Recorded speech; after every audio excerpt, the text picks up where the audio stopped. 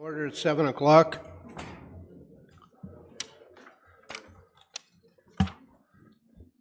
This is a special council meeting, open session commencing at 7 o'clock in the council chambers. We have all of council in attendance. Zooming in tonight are Councillors Warren, Councillors Yeo, and Councillors Richardson. So I'll look for an adoption of the agenda. Deputy Mayor McDonald, Councillor Warren. All in favor? And that's passed. Are there any disclosures of pecuniary interest on anything on the agenda this evening? Seeing none, should any arise during the course of the meeting, advise the chair, we'll deal with it accordingly. Moving to item 4 on the agenda, the overview of the draft strategic plan for the city of Kawartha Lakes. Mr. Ron Taylor, whenever you're ready, Mr. Taylor. Great. Thank you, Mr. Mayor, and thank you, Council, for the opportunity. I recognize this is a public information meeting, and you're here to hear from the public and additional feedback on the strategic plan.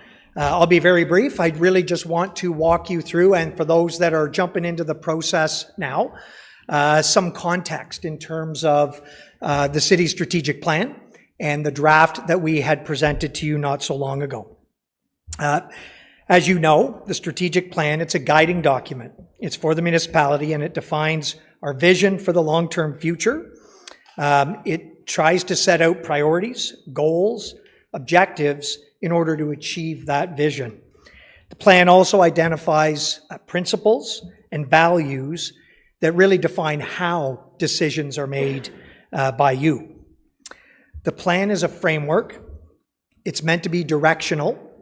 And it's meant to be aspirational.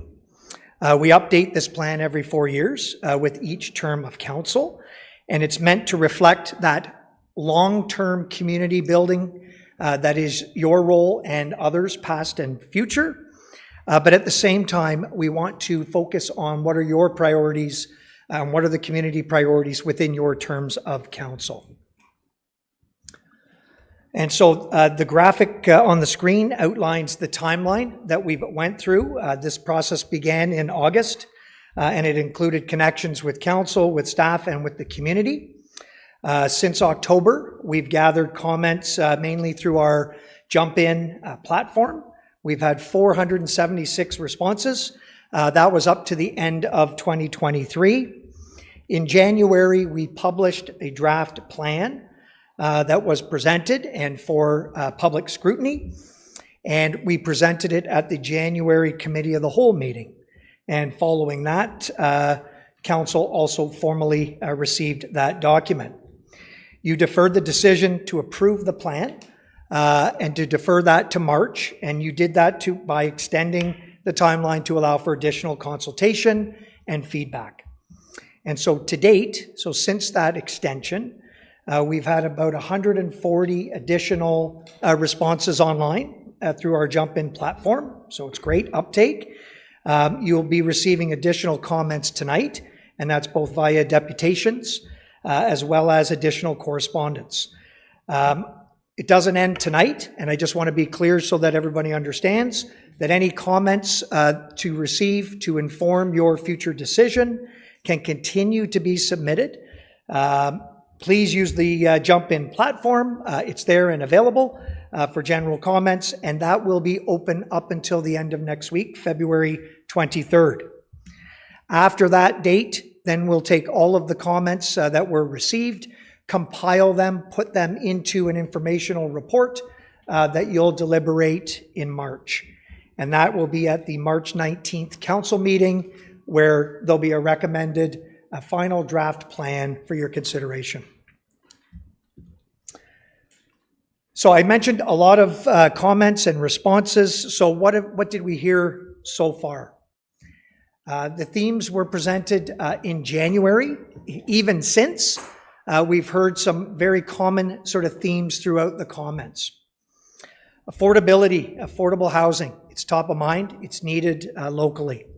Sustainable and environmentally conscious development is desired. Improved healthcare, education, and all population-serving services, quite frankly, are needed now, and we need to start preparing for this growth that's anticipated.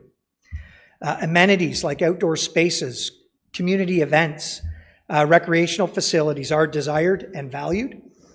Transportation and infrastructure, roads, active transportation, transit, connections to external regional transit, these are all needed now and needed to be expanded upon to support this future growth in business. And an overwhelming theme ongoing has been trying to preserve that small town culture and feel and heritage while recognizing that there is growth. Very clearly, you can see sort of with these themes, it's very much a growth readiness type theme in everything that's being commented on. I know this council has clearly articulated your commitment to managing this anticipated and unprecedented growth, quite frankly, and wanting to do so in a responsible and sustainable manner. And so the draft plan that was put forward previously really outlined this as a fundamental sort of throughout the plan. We mentioned in the last presentation, we also tested the vision, the mission, the values, our guiding principles, and the general strategic priorities. And overwhelmingly, the feedback was that they still did resonate and were relevant. So I'll touch on just very briefly, just for information, the guiding principles that were established as we work towards achieving all of the goals and actions. The guiding principles are meant to frame how decisions are made. These are overarching principles, and they're common elements in all of our work. It is fiscal responsibility, open and transparent. We will partner and collaborate, and will strive for service excellence. When we tested or talked about our values of accountability and respect and teamwork, these are what we believe in and act as a compass to point us in the right direction when we're delivering service or, in your case, making decisions. And again, it's accountability, respect, and teamwork. And within the plan itself, there's then a value statement that follows those, or definitions of those values. The strategic priorities, they remain a healthy environment, an exceptional quality of life, a vibrant and growing economy, and good government. These are foundational. They're, as community builders and as local government, you're constantly balancing these strategic priorities to aspire to be what we've targeted or visioned as a thriving and growing community, or communities within a healthy and a natural environment. So the plan identifies 3 goals within each of these various priority areas to advance in this next 4 years. And then within those goals that are listed, there's certain actions or ways that we can accomplish that or move on those. I won't go into the details of all of the different actions, but I do want to just touch on the goals that were put together as a result of all of the feedback. A healthy environment, looking to support environmental sustainability and resilience in our communities. Protect and preserve natural areas, and that's inclusive of green spaces, waterways, parks, trails, and farmland. And increase waste diversion and resource recovery. Under an exceptional quality of life, goals are to increase affordable and attainable housing, improve the health and well-being of residents, and ensure a range of programs, services, and supports are available and accessible to support those in need. A vibrant and growing economy, we want to build economic development initiatives to support and expand existing businesses, also to attract new businesses and expand local employment opportunities, improve and expand critical and transformational infrastructure, and encourage sustainable growth and development. And finally, under the priority of good government, we want to provide innovative and efficient service delivery for better customer experiences, provide accountable government and responsible management of resources, and build a collaborative, supportive, inclusive, and equitable community. The plan then talks about some of the different considerations or informing pieces. It's certainly recognized that the government can't do it alone, the local government. We need everybody. In some cases, we may lead. In some cases, we collaborate with partners and local stakeholders. Sometimes we're simply advocating to different levels of government or to other influencers. And so we'll continue to do those actions with our community partners and try to align our work and the various perspectives across Kawartha Lakes. In this plan, which is a little bit different from previous, we've also listed all of those informing master plans and strategies, which really are, that's where the devil's in the detail, if you will. That's where the actions, the goals, the resources, the recommendations to sort of move forward are implanted. They are community initiatives in every case. They are built through consultation. They're built through you with endorsement. And so we really want to make sure that we're utilizing those different plans to the best of their abilities and what they're providing. So the strategic plan, it's a community plan. We'll continue to explore and strengthen partnerships as we work through the plan. I mentioned we develop these master plans. They're very important informing documents. And even within them, they have the detailed actions and the goals and how to accomplish things. We want to make sure that we're monitoring, measuring, and accountable to sort of progress, as do you. And as you can appreciate, the strategic plan is really looking broad-based. It's looking community-wide. And so a lot of these goals are quite lofty, if you will. They do require multiple actions, I would suggest, to accomplish in the immediate and long term. And so one of the things that we're trying to develop is progress indicators. So for those general goals of, priorities of enhancing quality of life, for example. I mean, as you can appreciate, there's probably hundreds of markers that could determine if we're moving the needle, if you will. And so one of the things that we wanted to commit to this year through you is starting to establish some of these indicators. So we wanted to look at them based on your goals, maybe waste diversion rates and digging into that, looking and measuring our carbon footprint, and then you're able to make better decisions. Meeting our affordable housing and housing pledge targets. So really digging into those action plans, those annual targets, and then establishing tactics to accomplish those. There are quality of life indices, and Statistics Canada, for example, has a dashboard that they're developing and expanding on that we can start to compare certain quality of life index measures and compare ourselves provincially and even nationally. And so we want to start to look at those and sort of see how we fare in a bigger context. We still want to look at things like the number and types of jobs that we're creating and attracting. Looking at things like visitor spend and tourism numbers and customer satisfaction scores. We want to develop these progress indicators as a sort of thermometer, if you will, as to how we're doing. And as I mentioned, that also leads to sort of measuring and reporting. We want to measure our efforts, both granular, but also sort of broad-based. And so one of the commitments in the plan is an annual report through you to the community, which sort of updates on the initiatives and the goals, how things are moving forward. We want to develop and have a scorecard that would be available online, essentially a dashboard, so you can track and the public can track certain accomplishments and where we're going.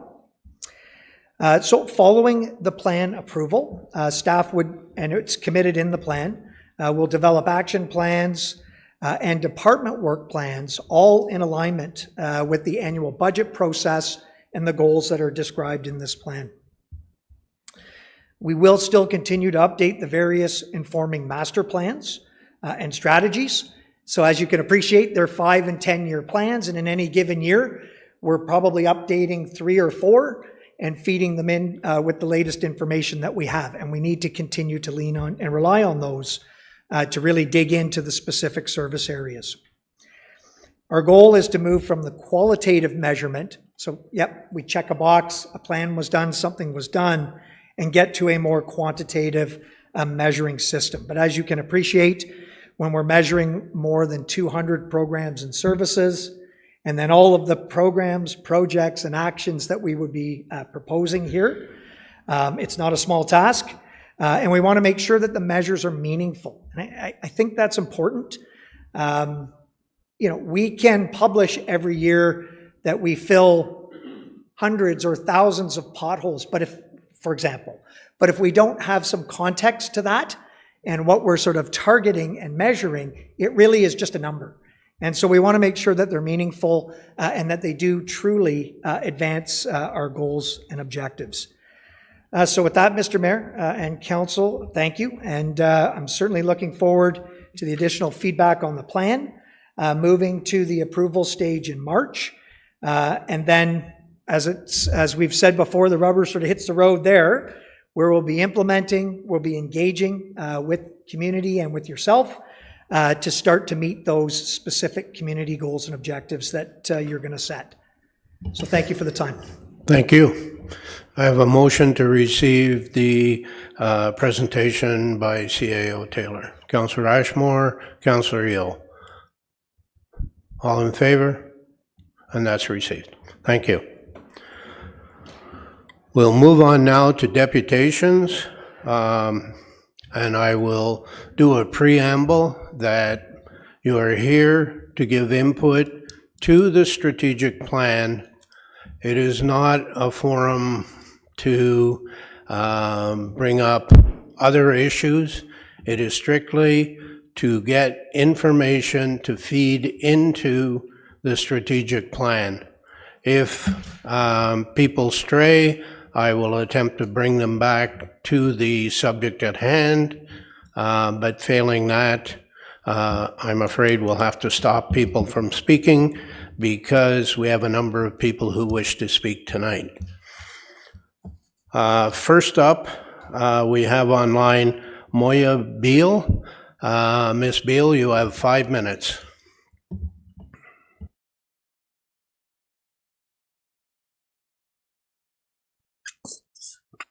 Thank you, Mayor Umsley and council members. Can you hear me okay? Yes, we can. Yeah, thanks. As a senior and a lifelong resident of Kawartha Lakes, I've seen a lot of changes, some good, others not so good. I'm particularly concerned about the impact of climate change on pretty much every aspect of our lives here. Many of us experienced the destruction from the derecho in 2022 and of the freak hailstorm last summer. Sure, we've always had storms, but now they're more powerful and more frequent. And it's been a long time since I felt I could safely walk on the ice on the lake. Trucks used to drive across it when I was young, and we always used to snowmobile across it, but not now. Another sad change is throughout the city, the loss of the beautiful ash trees. Because climate change created conditions for the emerald ash borer to move in and kill them. And now we're on guard against ticks, which never used to be an issue here. Our farmers, who we count on to feed us and who've always had to deal with unpredictable weather, are now being whipsawed by freak weather extremes. The farm where I buy much of our food lost its entire tomato crop to that hailstorm last summer. So I'm really happy to see a healthy environment as a strategic priority. This priority, I believe, is fundamentally connected to the other priorities in the plan. For example, you can't have successful climate adaptation if people who are most vulnerable to climate impacts do not have access to safe housing, nutritious food, and health care. The government, this government, like all levels of government, must view its policies, its plans, and actions through a climate lens. So I'm really happy to see the commitment to environmental sustainability and resilience, We are approaching the midpoint of a critical decade, one which will determine whether the world can keep global warming to 1.5. It's reassuring that the strategic plan commits this government to act on the many measures contained in its 2019 Healthy Environment Plan. And I also agree with the point the plan makes about we can't do this alone. Municipalities are on the front lines of climate adaptation, of protecting residents from the climate impacts. And they play a critical role in mitigation, in reducing greenhouse gas emissions. It takes a lot of resources to do this, knowledge, time, and money. So it's incredibly important that the City of Kawartha Lakes is going to lead and collaborate and advocate with its partners for access to these resources. And it's great to see the emphasis on active transportation, but I feel there needs to be more emphasis on public transit, both within the city and to points outside. It's key to reducing emissions, but it's also a city building measure. It would speak to the needs of a broad spectrum of our population.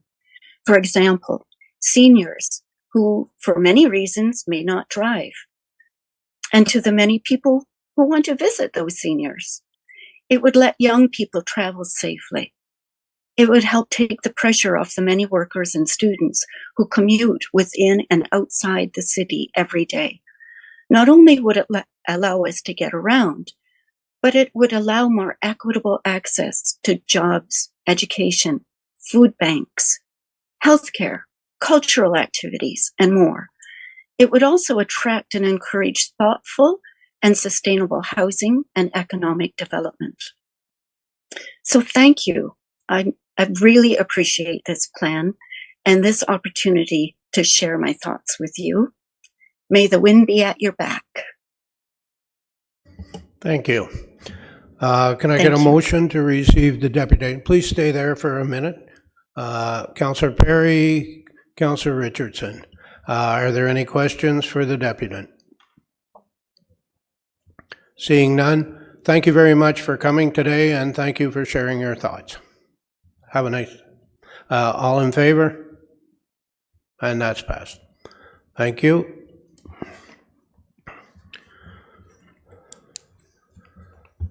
Our next presenter is Wesley Found, who I believe is here in person.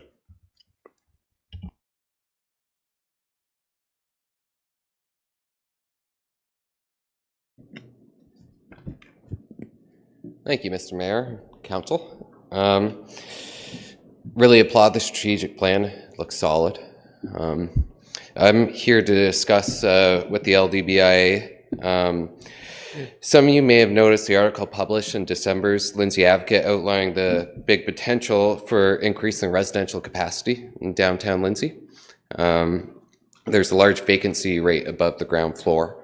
Downtown Lindsay is faring better than the Ontario average with healthy shops, low ground floor vacancy rate, and high demand for that space. What it lacks is being a community in its own right, but one only has to look up to see the potential. It's sitting right there. For the first time this year, economic development, it included questions relating to the above ground floor vacancies for downtown Lindsay, which will report to council in March as part of their business count survey. I think there could have been some improvement to the way that we ask the questions thereafter, but it's improvement nonetheless. So there's yet to be reliable numbers on this. There's approximately about 250,000 square feet of usable space per floor in the BIA district. If you account for some of the floors being completely commercial or not having a third floor or a second floor, you could reduce that number down to about 175,000 square feet. Using some back of the envelope calculations, you could say that there's about 52,000 square feet of potential space on second floor, 73,000 square feet of potential space on third floor, and using the maximum amount of feet recommended for each type of apartment, you could get 210 studio apartments or 210 residents, 126 one-bedroom apartments or 126 residents or couples, as you say it, or you get 84 two-bedroom apartments up to 252 residents or couples. So even if these figures are outdated, it is a large impact. So this aligns with the strategic plan in several ways, such as an exceptional quality of life, or improvement to the health and well-being of its residents, and those are within the increase of affordable housing. And it fits into the master plans and strategies of about 54% of them, including the Municipal Housing Pledge and Target, 10-year Housing and Homelessness Plan, Master Fire Plan, Accessibility Master Plan, to name a few. And it also aligns with a vibrant and growing economy, building economic development initiatives to support and expand existing businesses, encourage sustainable growth and development, and improve and expand critical and transformational infrastructure. So this aligns with the master plans within that category, such as economic development strategy, destination development plan, parking strategy, transportation master plan, trails master plan, transit master plan, water and wastewater, and growth management. So in my opinion, economic growth starts with population growth. There's other factors like, capital allocation, all those type of things. But the base thing, as long as population is growing, economy is growing. So making the growth dense by using existing infrastructure is economically, socially, and environmentally better for our community in the downtown. So the LDBIA, as part of this, the article was a push for me to get some interest in creating a task force. And I look at this task force as a two-pronged approach. And it looks at how local regional government policy can assist in lowering the barriers to achieving the residential capacity potential of downtown Lindsay. And a governing document and body of expertise to help assist private landowners in understanding how they can realize on a per property level. So this is one of those type of things when you have development like subdivisions, wherever else, it follows a formulaic approach. It's that, there's usually a checklist saying you need to do this, this, or this. This is one of those things where there's not a unique solution. It's something that is rare to be done, and it involves multiple stakeholders. Landowners, municipal governments, provincial governments, because there's regulations at the provincial level. And so when I look at this, a task force would be perfect for it because it would encapsulate a body of expertise that would be uniquely positioned to solve this problem that doesn't necessarily have a formulaic approach. And so what I'm looking for, as far as how it relates to the strategic plan, is I'm looking for this initiative to reflect in the appropriate master plans and strategies, including the strategic plan. And I would like to consult with the city staff on creating a terms of reference for the task force, obtaining relevant property data as inputs to informing how we should approach it, and recruiting appropriate expert staff to sit on the task force. So that's my presentation. I thank you for your time. Thank you. If you'd like to stand there for a minute, please. Certainly. Let's see if anybody has any questions for you. I have a motion to receive the deputation. Deputy Mayor McDonald and Councillor Warren. Any questions for Mr. Found? Seeing none, you're good. All right. Thank you. Thank you. All in favor? And that's passed. Our next presenter is Dorothy Carroll.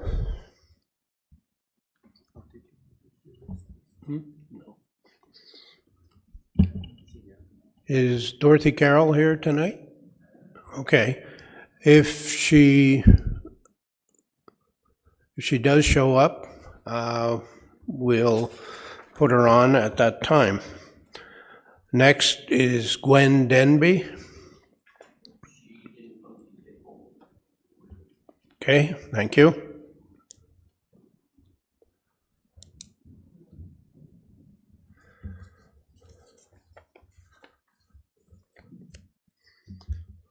Next, we'll look to Angel Godso.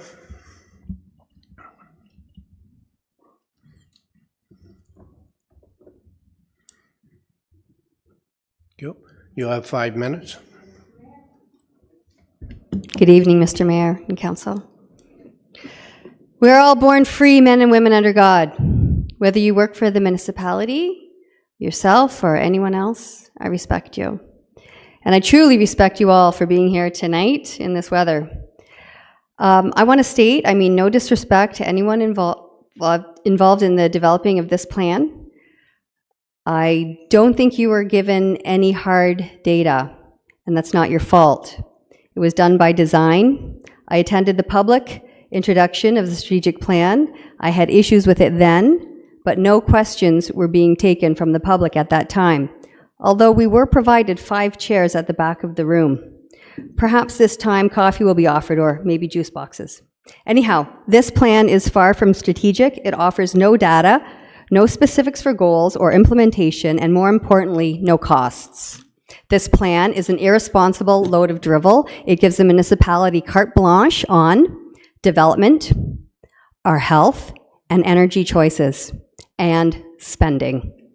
It provides no specifics, commitments, or actual promises, while sounding wonderful, idealistic, and responsible.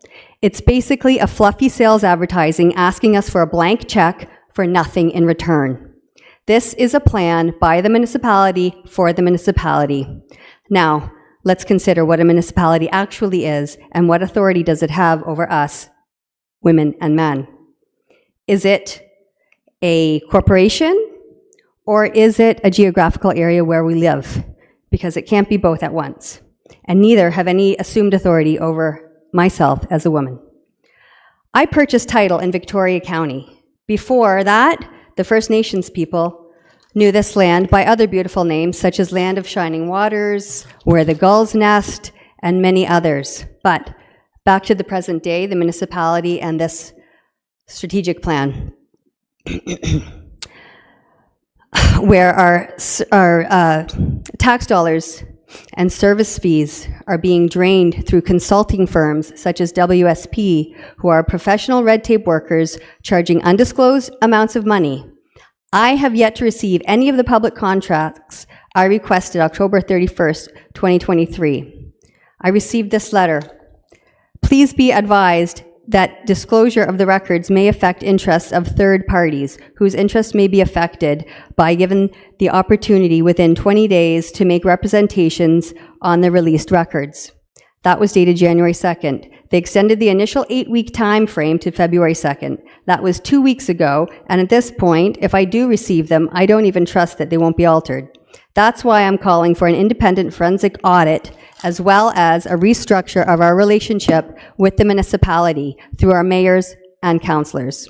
Our mayors and councillors are supposed to work for us and represent us, not the best interests of the municipality, this corporation that's providing our services, or for the province via strong mayor powers. Our tax dollars need to stay in our townships. Our reserves were stolen over 20 years ago. We were promised great savings and better service. That didn't happen. Now we have unprecedented debt and infamously poor services. We want to republic our assets like our community centers and put them back into the hands of the people. We want our mayors and councillors to have real power, the power of the people. We want them to swear oaths to us and step back into the roles that you were made for, protecting the interests of the people and representing us, not the municipality. You can't act as double agents any longer and pretend that you're working for us. You can start now by not endorsing this plan or any of the others mentioned in it. They are not plans for the people or our good. I did not fill out this survey, as it is an elementary style, multiple choice questionnaire with no options acceptable to me. I have said there are no specifics in this plan. No specifics. I didn't take the time here in this speech to be redundant and go over, but I have marked in red on every page the dangerous vagaries and non-commitments in it. If you have any questions, you can put them to me now, or I'll make myself available in the near future for further clarification. Thank you. Thank you.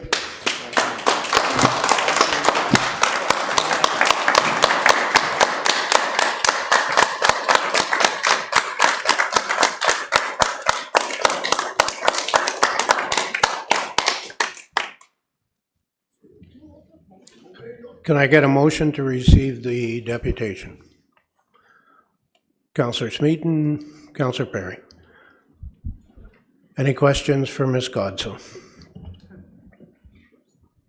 Seeing none, thank you for coming. Thank you. All in favor? And that's passed.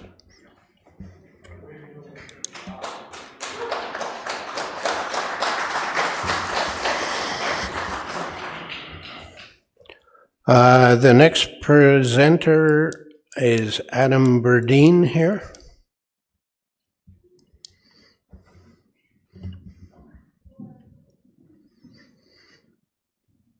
You have 5 minutes. Mine will be quick. I just have questions or statements about the progress indicators. Now, it says that the high-level progress indicators have been identified. You know, I'm not going to go through it again. I don't want to waste anybody's time. But it basically sounds like the referees of the game are also the ones that get to implement the rules. And I just have a question about that because it says here in the last part of the strategy that there is going to be open and transparency. And I'm just curious how you plan to do that.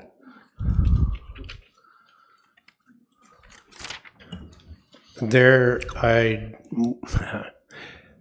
will take your question,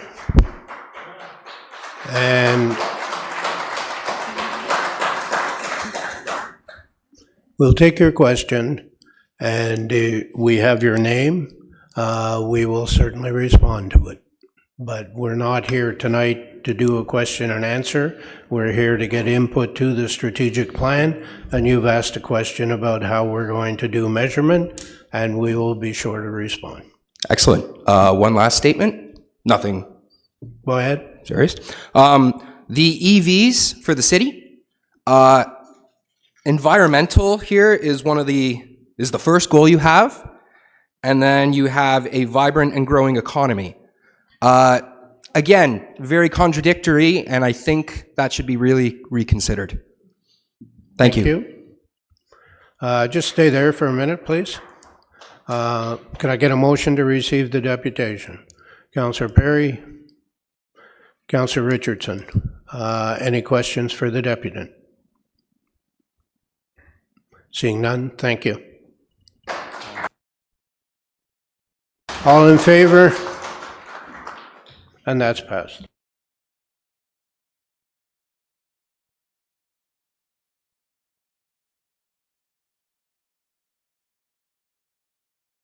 Next up, Mr. Doug Shaw.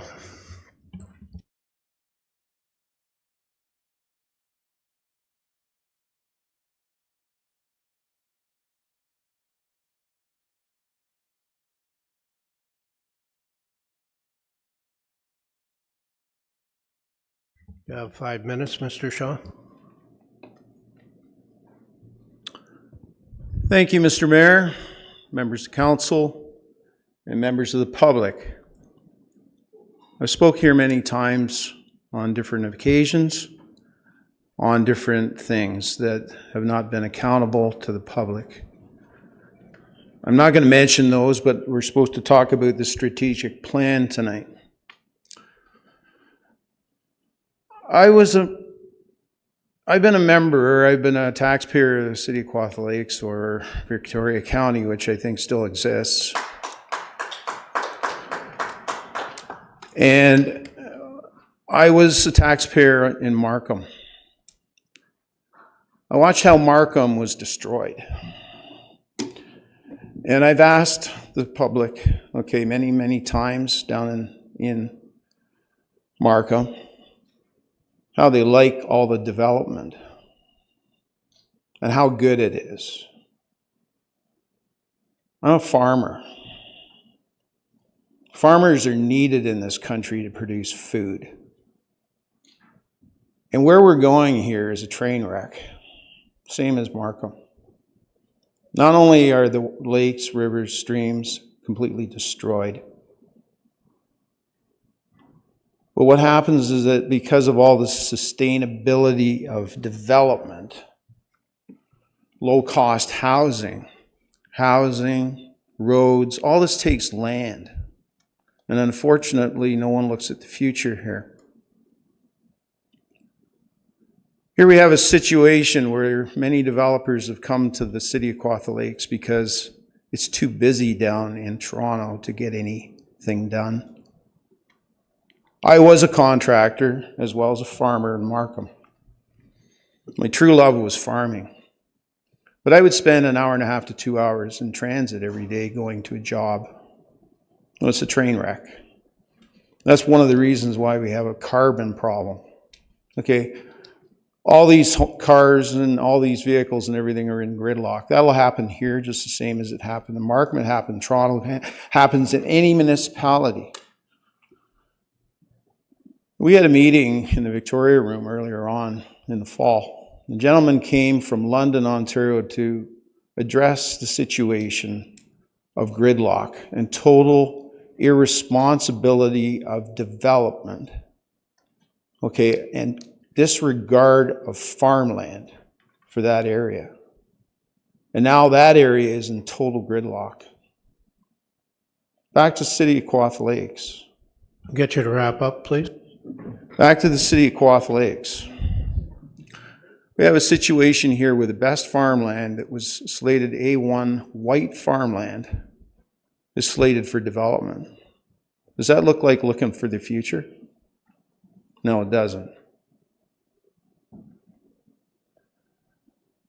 I asked for reconsideration of this because you know what? There's other land in the city of Kawartha Lakes that can be used for low-cost housing. And what happens with this is it's not hooked up to your grid service of water and sewage, which are the highest rates in all of Ontario. And I know that through the Water Coalition. That's the only reason that they want to use farmland is because you know what? They can't dig your pipes, you can't dig your sewers. You can't dig all that in, put it into the river, and destroy it. One of the big developers here that I have to deal with is Mr. Flatto. And I'm quite acquainted with him from Markham. We're not doing I don't care about this that tonight. This is my time, okay? And that's the Your strategic time is plan. to speak to the strategic plan. And that's what I'm doing. Okay, the strategic plan is that he was one of the developers in Markham that destroyed Markham. Okay, and they've kicked him out of there because you know what? He didn't follow through with the agenda that he originally did. And you'll experience that. I have. Okay, and you don't want to listen to the public. That's the problem here. And that's why the public here is shown. Okay, they've come here tonight to address the strategic plan. You, sir, don't want to listen to it. You have your own agenda. You just stay there for a minute. I get a motion to receive. I get a motion to receive the deputation. Councillor Joyce, Councillor Ashmore. Are there any questions for the deputant? All in favor? That's passed. Thank you for coming. Thank you, sir.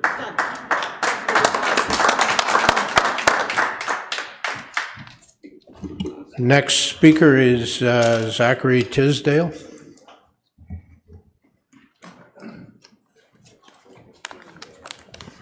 You have 5 minutes. Thank you. Hello, thank you for this opportunity to speak here today. My name is Zachary Tisdale, and I've been a resident of Kawartha Lakes for 9 years now. I've got a university education in mathematics, business administration, economics from the University of Waterloo, and I'm a fellow chartered insurance professional and was the top graduate in Canada from that program in 2018. I'm a 34-year-old father with 2 children, ages 6 and 4, and I'm here today because I'm concerned for their future and the type of society we're building for them. I'm here today to help demystify the Diversity, Equity, and Inclusion program and its true objective. I will do this by focusing on that middle word, equity, which is the stated goal of DEI programs. Now let me read the definition of equity from the United Nations. Equity recognizes that each person has different circumstances, that historically some groups of people have experienced discrimination, and that reaching equal outcomes will not be achieved by treating everyone the same. Equity and reaching equal outcomes require the allocation of resources and opportunities according to the circumstance and need. Now, did you catch that phrasing of equal outcomes and not treating everyone the same? This is not equality of opportunity or treating people equally before the law. In fact, it's precisely the opposite. Now, this is the UN's definition of equity. However, it feels like it comes directly out of Karl Marx's Communist Manifesto. That is because DEI is a Marxist or communist program which splits people up into groups based on identity characteristics and tries to achieve equal outcomes among these groups, and can be thought of as positive discrimination or reverse discrimination. Now, why would this council be in favor of discrimination? A new study from Laurier University has found that DEI programs actually increase prejudice and bigotry among their target audience. This idea of equity or social justice is really just critical Marxist theory.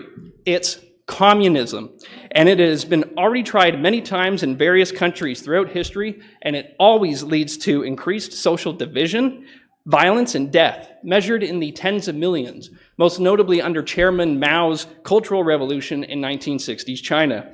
DEI is Maoism, retailored for Western countries. This is a communist attack on the concepts of individual rights and freedoms found in Western liberal democracies. The right to be seen as a unique individual person and to be treated equally before the law without discrimination based on gender, race, religion, or sexuality. DEI programs are also how Marxist activists insert themselves into positions of power where they do not belong, as political officers, as they claim to be the only ones with special knowledge or insight to effectively redistribute resources to achieve equal outcomes. And because they're not there based on any real skills or knowledge, it always leads to a deterioration in performance and efficiencies and can have disastrous consequences. Would you want your doctor or airline pilot to be a diversity hire just to meet some arbitrary quota based on identity characteristics? Someone where you put your life in their hands?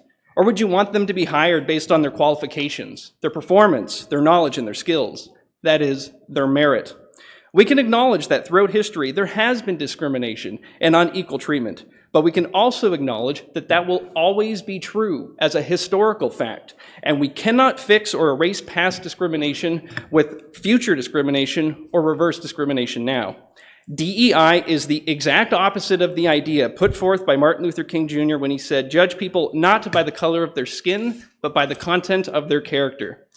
We need to evolve as a society beyond divisive identity politics and splitting people into groups, and refocus on treating people as individuals and promoting merit. By pursuing this program, the City of Kawartha Lakes also opens itself up to potential discrimination lawsuits, as we're already seeing occur in the United States. Some states have explicitly banned DEI programs as they have been found to be discriminatory. DEI programs are already facing bad press and have been publicly criticized by high-profile individuals such as Elon Musk and Dr. Jordan Peterson. Finally, no one voted for this unelected UN agenda. Kawartha Lakes...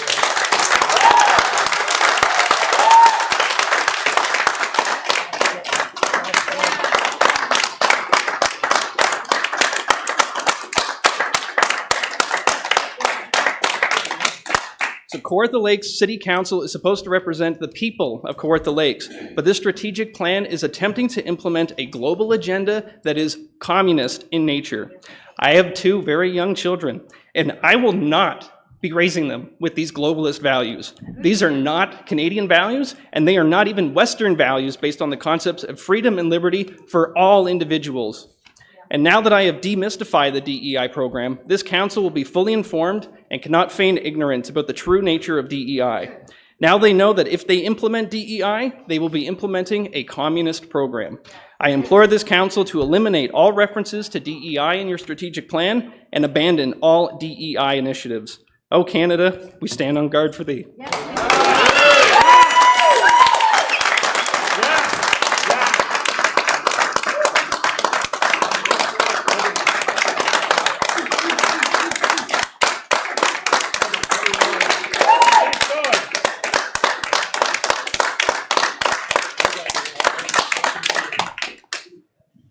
Thank you. Can I get a motion to receive the deputation? Deputy Mayor McDonald, Councillor Warren. Any questions for the deputy? Seeing none, thank you for coming. Thank you. All in favor? And that's passed.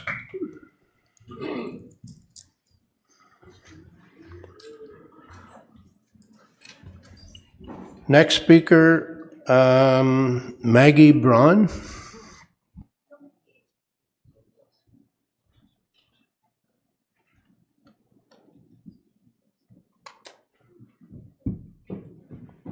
You have 5 minutes.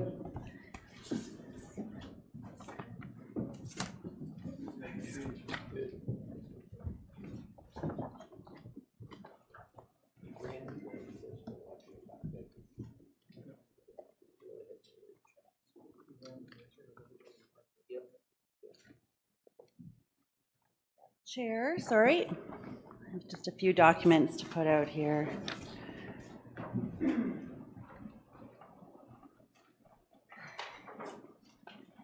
we go.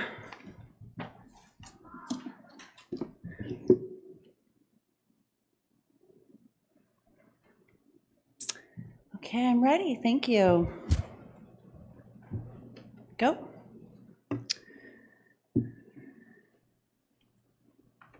Thank you for this opportunity to object to the strategic plan's origin, basis, and implementation, and address some principles of good government.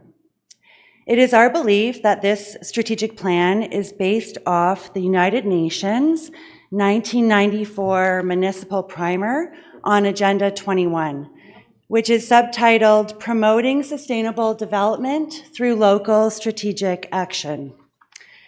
Is it the practice of good government to base strategic plans off 30-year-old documents from unelected international organizations?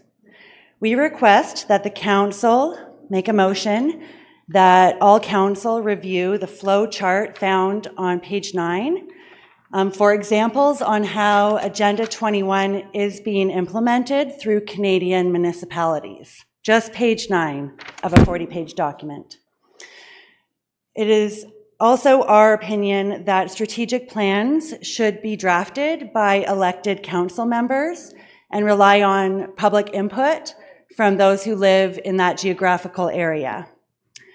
This strategic plan was drafted by city staff, and public consultation was reliant on a survey, which basically was pick your top 3 sustainable development goals. And it is my belief that good government relies on surveys that are not rigged to steer the feedback in favor of the outcomes you would like. So we would like a motion that elected members of council draft the strategic plan based on feedback from those who live in this geographical area. The basis of Agenda 21 is found in the Municipal Primer, which states that man-made activity, human activity is causing global warming, and therefore they call for a reduction in those greenhouse gas emissions. I would submit to you today more information that is not outdated from 30 years ago. This is the World Climate Declaration signed by now over 1,800 scientists stating that there is no climate change emergency. And I would like to ask that there be a motion that council review page 3 of this document, which was submitted in your package, so you can see their reasoning there. Basically, they state, hold on if I can go up here.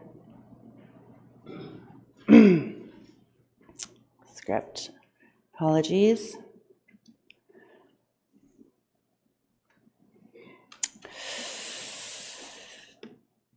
Yes, so they state there that there is no climate emergency and that CO2 is not a pollutant, it is plant food, it is the basis of all life, and that CO2 does not increase natural disasters, and they strongly oppose net zero policies for 2050.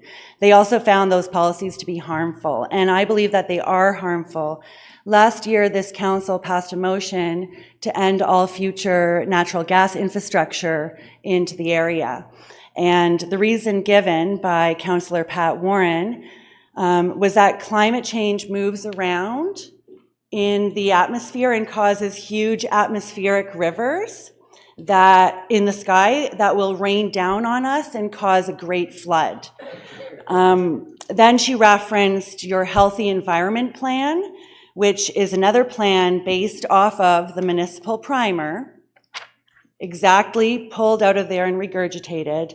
And then every councillor, except for Councillor Ron Ashmore, accepted this motion to no longer have natural gas infrastructure into this region. So it does have harmful effects when these policies are implemented. So I don't believe it's the practice of good government to rely on outdated scientific theories. Can I get you to wrap up, please? Its policies. So I'm going to talk about action item 1. Very quickly. Thank you. Reducing greenhouse gases, discouraging automobile use, transitioning to a green electric fleet, and preparing for unpredictable weather events. It costs money to monitor greenhouse gas emissions and report that data to council. Restrictions on automobile use are a violation of our mobility rights and are not practical in cold, rural counties like Kawartha Lakes.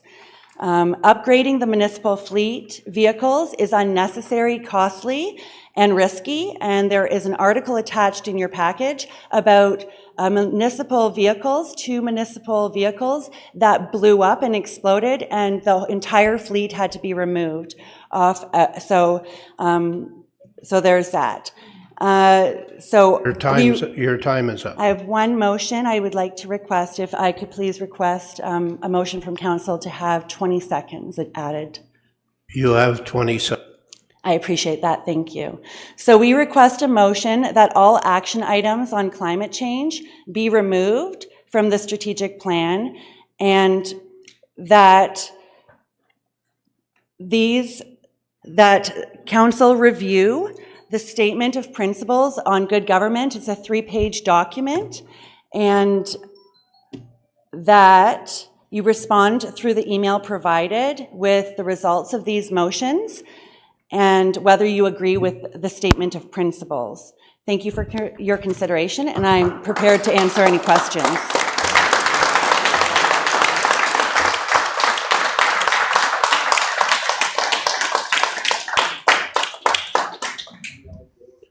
I have a motion to receive the deputation. Councillor Smeaton, Councillor Perry. Are there any questions? Councillor Warren. Yeah, just to set things straight, the resolution was to the Ontario government to stop the expansion of gas plants. So just to set the record straight, that's what the motion was. Thank you. Thank you. Any questions? All in favor? Thank you. I look forward to hearing your response.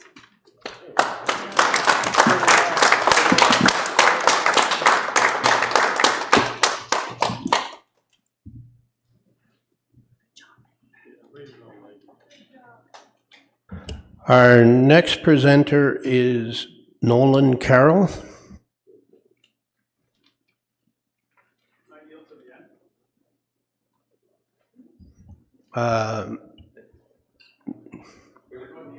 Your Mayor, if you may, Nolan is with me as well. We're First Nation. Okay. I'd like to go back to back With our deputation. My 5 minutes and his 5 minutes. If that's agreeable with your worship. who is you? What is your name? I'm sorry. Thank you. And who are you doing a deputation with? he is taking his 5 minutes on his issue, because we're First Nation, and I'm taking my 5 minutes as being chief of Assembly for the First Nation. So the next presenter will be Peter de Groot. Is it Peter de Groot? My apologies, I'm not prepared to speak at this moment. Thank you. If you change your mind, let me know.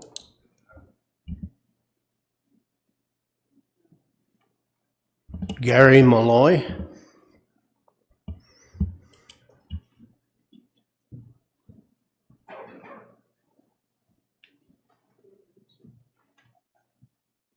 You have 5 minutes. Thank you, Mr. Mayor and Town Council, for giving me the opportunity to speak. But the gentleman that was here earlier and brought up the situation with the second story and the third story downtown with the vacancies that are there, or let's call it non-vacancies, but the vacant buildings, he sort of hit the nail on the head there and said everything that I was going to say, and his statistics were outstanding. But there is one thing, just a question for everyone in the room here tonight, especially Town Council, that, and obviously through the chair, Mr. Mayor, I'd just like to ask, what is the definition of affordable housing? We hear about affordable housing every single day of the week.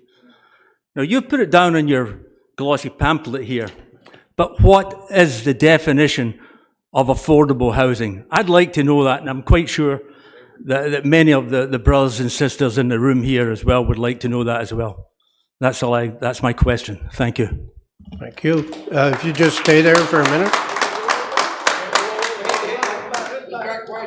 Go back. Just stay at the podium for a minute. Thank you. Social services does have a definition for affordable housing. Their definition is, I would say, based on people's income, their housing costs should be roughly 30%. That's what's used in the social services field. I believe the province of Ontario has changed that, and it is something like 80% of market rent. We can quibble all night on whether that's affordable or it's not affordable. I have my own views on it, but I'm not here to present them tonight. We're here to hear from you. It's a great question, and thank you for coming. Thank you. Can I have a motion to receive the deputation? Deputy Mayor McDonald, Councillor Smeaton, any questions for the deputant? Thank you, Mr. Seeing Mayor. none, thank you for coming. All in favor? And that passes.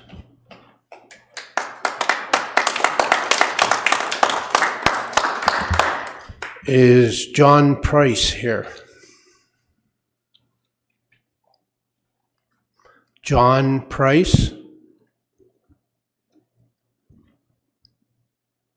And for a third time, John Price, if he shows up, let the chair know and we'll fit him in.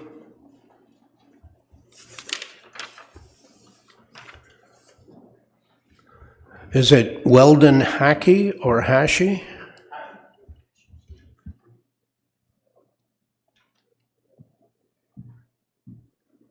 Hi, good evening. You have 5 minutes. Thank you. When I hear words like sustainability and growth, especially when they're so elegantly coming across the lips of corporate minions that are lobbying our governments, there's only two definitions that you can come up with. That sustainability is their market share sustainability. The growth is the profits of their investors that continually hit their bank accounts. These large corporations lobby the governments. They make rules and regulations, making unfair practice for smaller businesses. I would ask that this council and all municipal councils across Canada stand up with honor to represent the people, the voters that they were elected by, using the honor decree. And the honor decree is simply this: no wealth or position shall long endure unless built upon truth and justice. Therefore, I wish you will engage in no transaction which does not benefit all whom it affects. I will succeed by attracting to myself the forces I wish to use. I will induce others to serve me because of my willingness to serve others. I will eliminate hatred, envy, jealousy, selfishness, and cynicism by developing love for all humanity, because I know that a negative attitude toward others will ever bring me success. And I will succeed because I will believe in others, but more importantly, I will believe in myself. And I ask that you, when you kiss your children and your grandchildren goodnight, you think about their future and what you're doing to this community and what's going to happen to our children and our grandchildren if you go along with these large corporations, because they're only out for one thing: money. Thank you.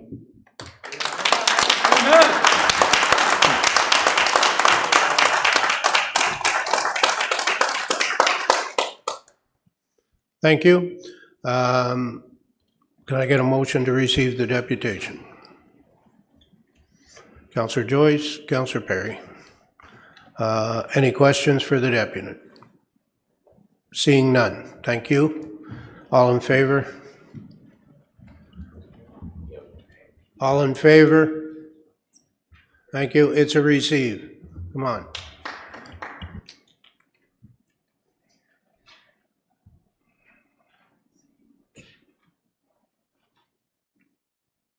Hang on, folks. I'm shuffling paper here.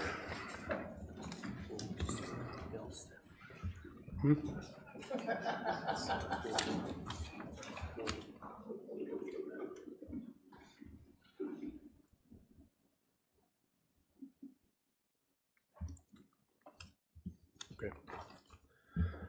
Is William Steffler here?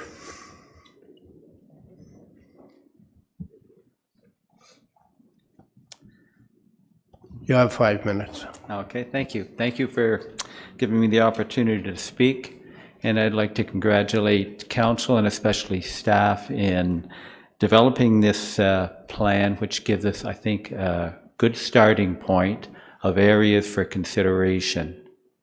And I'm going to focus largely on the environment. And I think it's essential to build upon this start with this strategic plan, which covers a lot of areas: social, environmental, economic, etc. And I think it's essential to build on that start, because when I look at our generation's track record when it comes to environmental responsibility, it's not good. Our generation has produced acid rain, ozone depletion, and climate change, to name the most prominent environmental abuses. It doesn't stop there, though. Plastic pollution abounds both on land and sea. Microplastic pollution has taken up residence in our bodies. We've assassinated entire species by destroying their habitat. The very recent UN report on the decimation of migratory species is quite damning, and the list just goes on and on. We have used our planet, that is our home and our atmosphere, as a dumping ground. We need to change. Business as usual is not acceptable. And why has this happened in our lifetime? Point number one, quote from NASA 2019 report. One could say that because the atmosphere is so thin, the activity of 7.7 billion humans, which I believe now is over 9 billion, can actually make significant changes to the entire system. Half of the increase in atmospheric carbon dioxide concentration in the last 300 years has occurred since 1980, and 1/4 since 2000. There are too many of us now to get away with dumping our garbage into the ecosystem that supports all life. Point number two, Inger Anderson, Executive Director of the UN Environment Program. Governments must stop saying one thing and doing another. And I think this strategic plan starts to change that to where we have a document that can direct us to move in the right direction. Last summer, we had a whiff of things to come. We were advised to stay indoors because the air outside is dangerous to breathe. People in wooded areas in the city of Kawartha Lakes are now concerned that their houses may be the next to be destroyed by fires. If we keep doing business as usual, we won't just get the same results. We'll get the same results exponentially increased. In the strategic plan, wording should be such that there is no question that environmental responsibility and health and wellness are given the highest priority. All master plans that promote the welfare of the environment and health and wellness, such as the Healthy Environment Plan and the Active Transportation Plan, should be prioritized within the strategic plan. I think it's important that the strategic plan emphasize and prioritize social, environmental, and health and wellness. Plans and glowing words are nice, but without action, they are meaningless. And this gives us a blueprint to begin to act on those very, very important areas. Fossil fuels deserve emphatic statements in the strategic plan. Fossil fuels are by far the major culprit in producing climate change. And there is absolutely no doubt about that anymore. Quiet. There should be direct and emphatic statements in the strategic plan that we need to reduce the transition away from fossil fuels. What needs to be done is straightforward. Our generation has for decades avoided cleaning up our mess. There is no time left for procrastination. It's now or never. The strategic plan should make it very clear that action will be taken to prioritize environmental and social well-being. This council has already taken steps towards that goal. I'm hopeful this council will continue in that direction and take meaningful steps that are necessary if we are to heal a wounded planet. And the first warnings on climate change that I've read of came in 1912, and the scientists who predicted that it would take 200 years to get to this point. Well, we beat that. We cut it down to about 100. Thank you. Thank you. You just stay there, please. Yeah. I got a motion to receive the deputation. Councillor Richardson, Councillor Yeo. Any questions for the deputy? Seeing none, thank you for coming. Thank you. All in favor? And pass.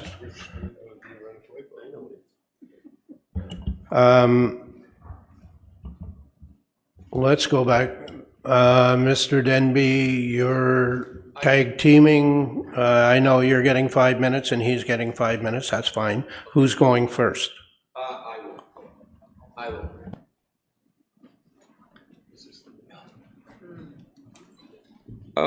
Thank you, Mayor, councillors, CAO, and the people. This is all about the people. I want to give just a little, I oppose everything that's in that strategic plan because we were never consulted. This is our lands still. It's acknowledged by the Ombudsman, by the Ontario Human Rights Tribunal, by the courts already, that this land is still First Nations lands. It was stolen from us in 1783. You people, over the period of 200 years, have destroyed our lakes, our rivers, our lands, and if this strategic plan is allowed to be implemented, it's total destruction by GTA developers. As you know, Mayor, we've been here a lot of times. We've extended an olive branch. We've tried to be your partners because that's what it's supposed to be, a partnership between the mayor, the council, and the people. You do this on behalf of the people. This is not yours. This is the people's, not the council's, nor the mayor or the staff, or the UN for that matter.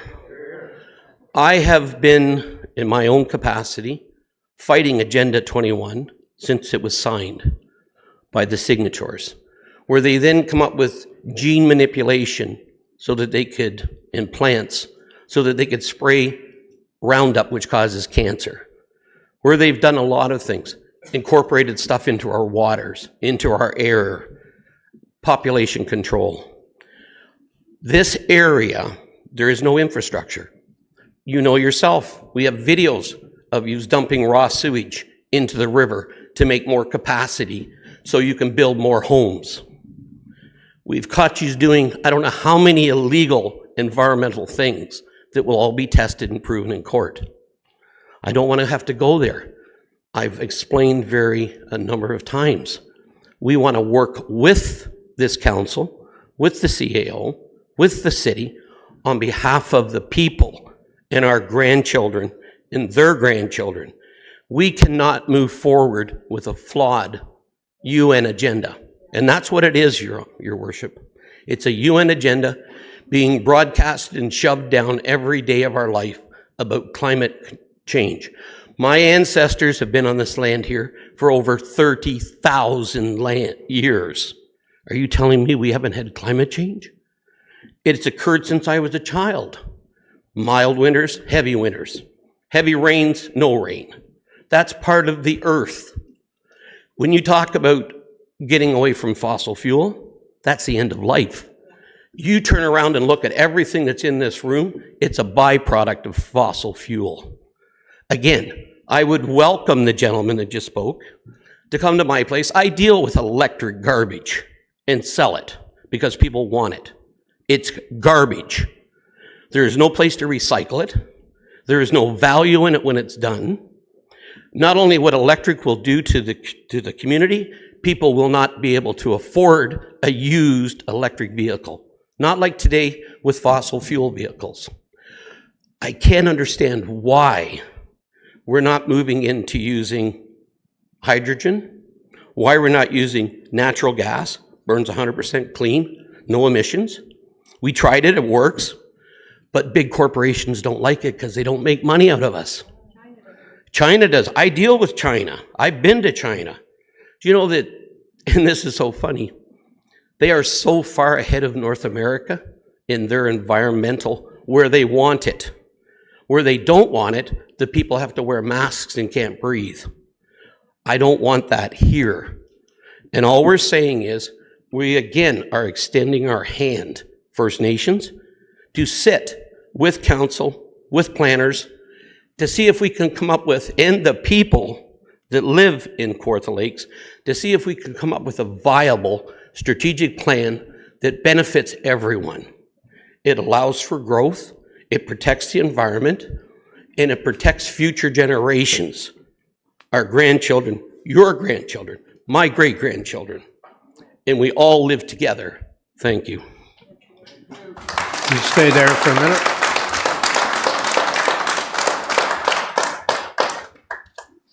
I get a motion to receive the deputation. Councillor Smeaton, Councillor Joyce. Any questions for the deputant? Seeing none, thank you for coming. All in favor? And that's passed. Thank you. Thank you. Nolan Carroll.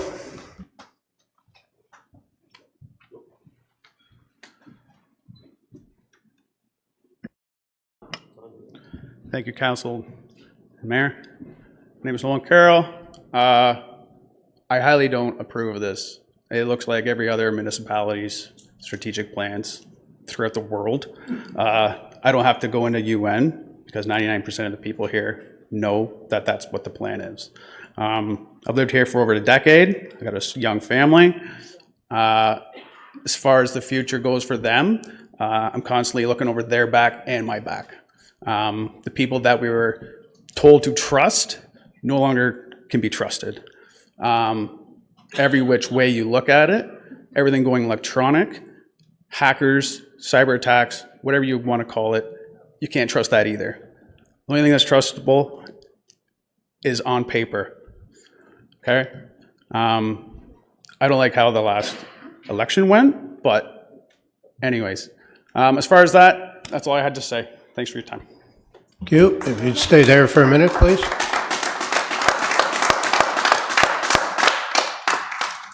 I get a motion to receive the deputation. Councillor Ashmore, Councillor Warren. Are there any questions for the deputant? Seeing none, thank you for coming. Thank you. All in favor? Thank you. Next deputant is Jim Greenside. You have 5 minutes. Thank you, Mayor and Councillor.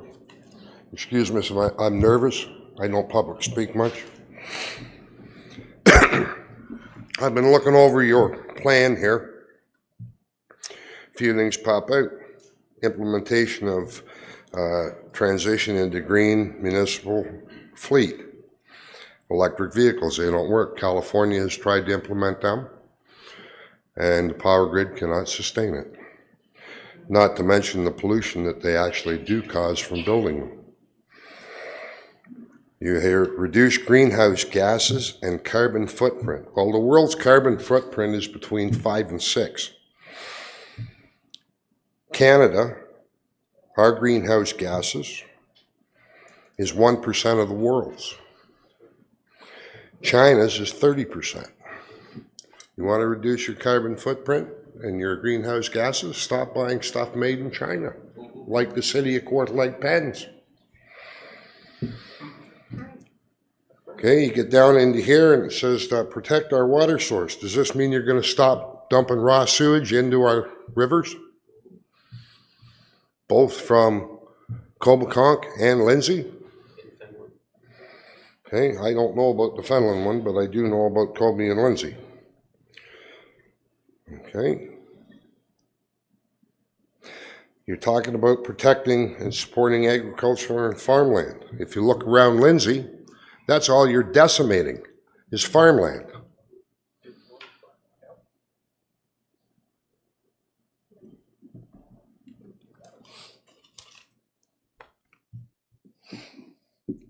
Use tires for your increased waste diversion and resource recovery.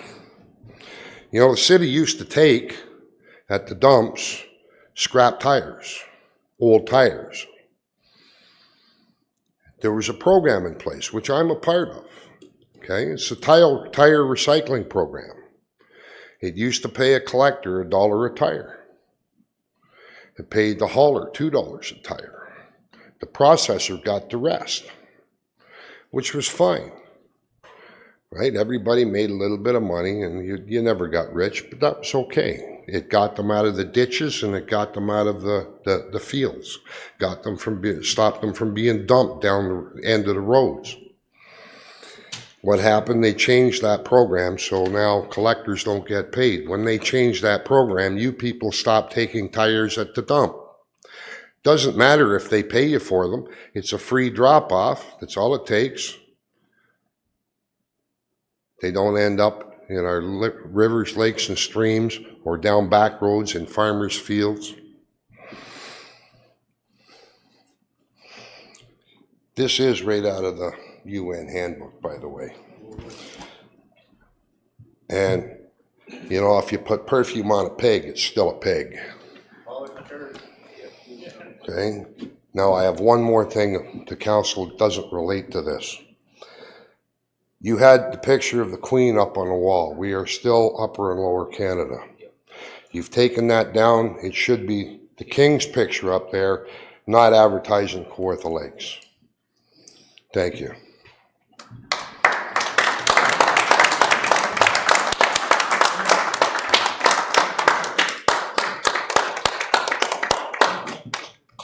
I can assure you when we get the King's picture, the official one from the federal government, we'll be happy to hang it. The Queen is right over your shoulder, your right shoulder.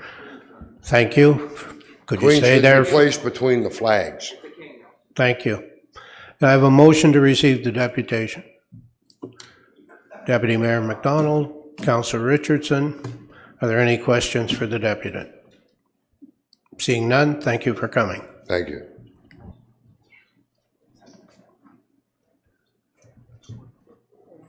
All in favor? And that passed. Our next presenter is Kirsten Kelly. Just before we do that, we got to go back. Ms. Braun's deputation, there was some correspondence that was put in your yellow folder. We should receive that as well. Can I have a motion to receive that? Councillor Smeed and Councillor Ashmore, all in favor? And that's passed. And when we receive Dr. Kelly's deputation, she also has supplementary documentation, and we'll receive that as well. It's in your yellow folders. You have 5 minutes, Dr. Kelly. Thank you. I'm here representing Civis for Reform and Advocates for Civil Society. Mayor Elmsley, members of council, I honestly believe that you ran for your present positions to honorably serve the people rather than just for a simple paycheck.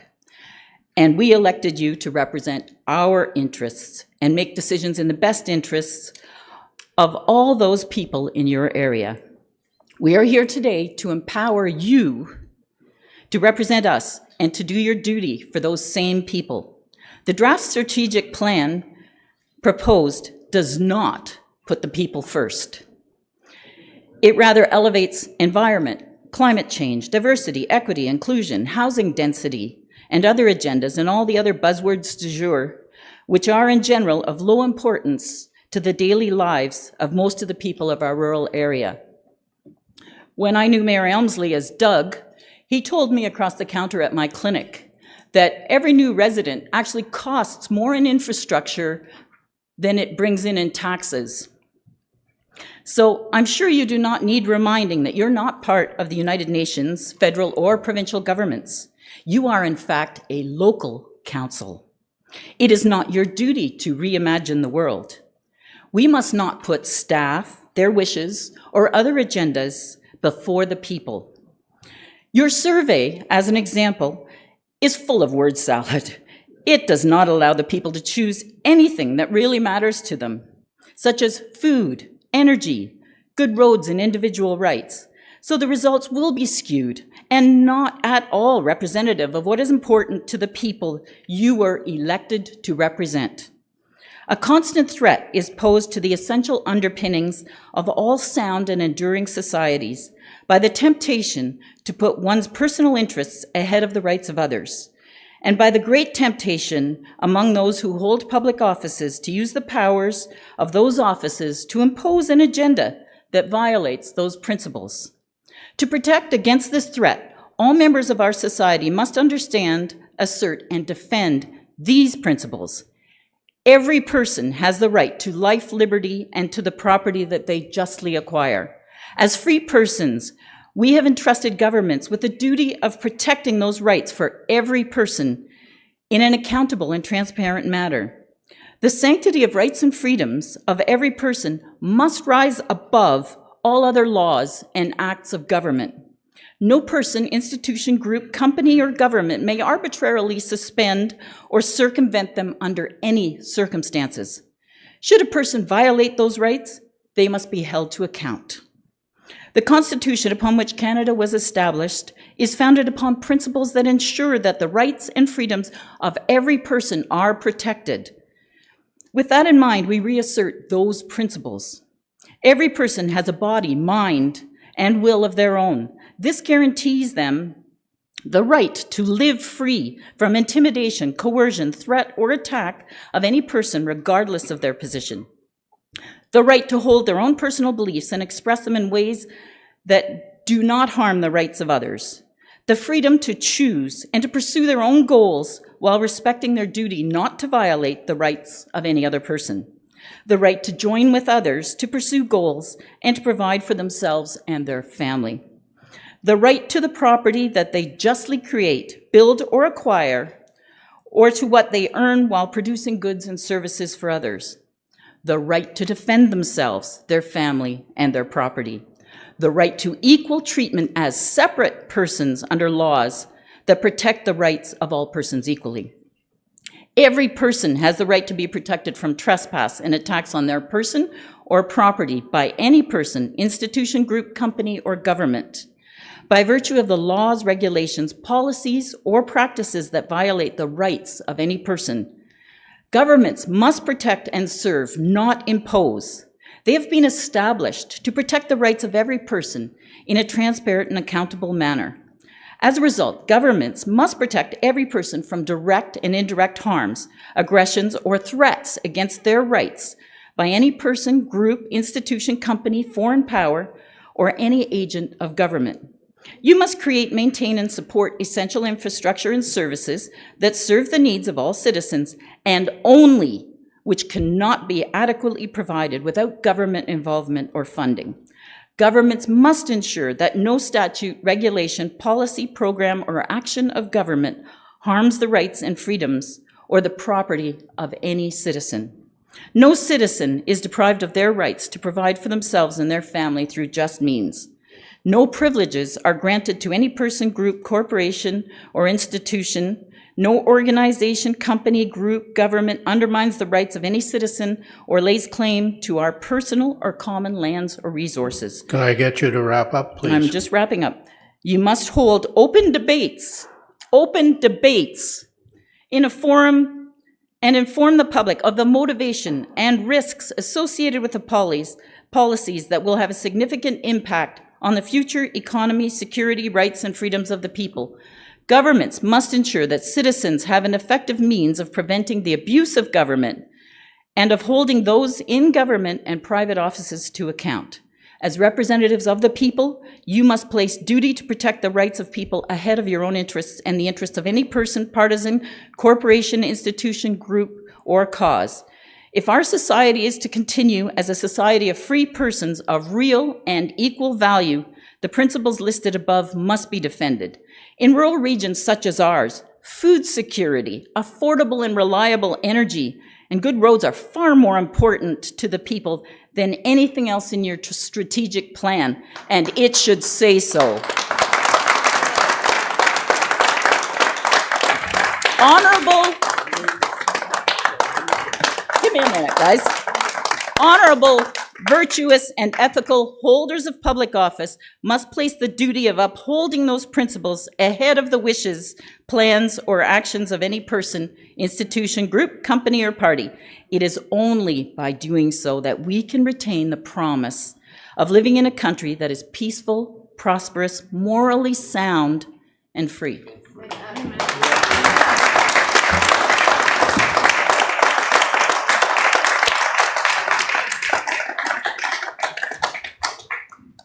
Thank you. I get a motion to receive the deputation, and there is also supplementary documents in your yellow folders. So we'll receive both of them at the same time. I have a motion, Councillor Ashmore, seconder,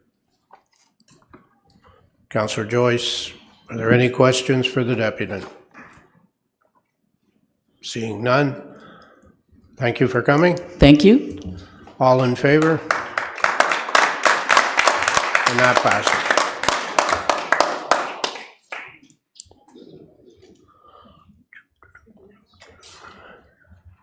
Next presenter is Jeff Armitage. Councillor Joyce, did you want to say something? Yes, Mr. Mayor, I just have one question. There's one document in our folder with no name on it, so I don't have a reference. We'll have the clerk send you the name. Mr. Armitage, you have 5 minutes. Can you hear me, everybody? Yeah, good evening, Mayor Elmsley and Council. Thank you for giving me the opportunity to speak tonight. My name's Jeff Armitage. I'm a resident of the City of Kawartha Lakes. I'm here today because I strongly oppose the strategic plan in its entirety. The plan thus far is drafted by WSP Global. Now let's talk about WSP. It's an NGO tied to the United Nations, G7, G20, World Economic Forum, World Food Bank, World Health Organization, just to name a few. They have 16,000 employees in Canada, 68,000 worldwide. How does that relate to the strategic plan? They devised it. I don't believe so. Yeah, well, I do. What does everyone think here? Okay. So you got a lot to learn about that. They have 16,000 employees in Canada, 68,000 worldwide, and they serve in 193 countries. pushing the UN Agenda 2030 in areas of strategic advisory, mining, construction, consulting, engineering, water management, waste management, engineering, mining, resources, and every other part of our lives. Canada's signed on to the Agenda 2030 as a UN member state. The City of Kawartha Lakes is signed on as a UN city-state. The strategic plan is a UN-driven master plan as it layers the blueprint for smart cities. Smart City stands for surveillance, monitoring, analysis, reporting, and technology. This leads into and ties into digital ID, digital currency, social credit scores, and immobilization into 15-minute cities where we can either walk or ride an electric scooter for a 15-minute area. These are the settlement areas in the 3 WSP Rural Zoning Bylaw Amalgamation Plan, all under the guise of climate change. Where we'll be assigned a carbon credit score limited to services you receive based on your carbon credit score. This plan is also the core of the UN Sustainable Development Goals, of which there are 17, currently being implemented through an NGO, non-government organization called ICLEI, the International Council of Local Environmental Initiatives. Our global unelected CEO of the Corporation of the City of Kawartha Lakes pushes the initiatives through council using the Mayor Elmsley, our elected global mayor, sworn to the corporation using a declaration of office and not a public oath of office. I have all declarations here with me if you want to see them. I also have the councillors sworn to the Municipal Act and King Charles III and not a public oath of office. Right. We want oaths of office. Foreign consulting firms following Agenda 2030 and SDGs under ICLEI using a foreign NGO in a global strategic mayor and a de facto council using our tax dollars has no place here in the City of Kawartha Lakes.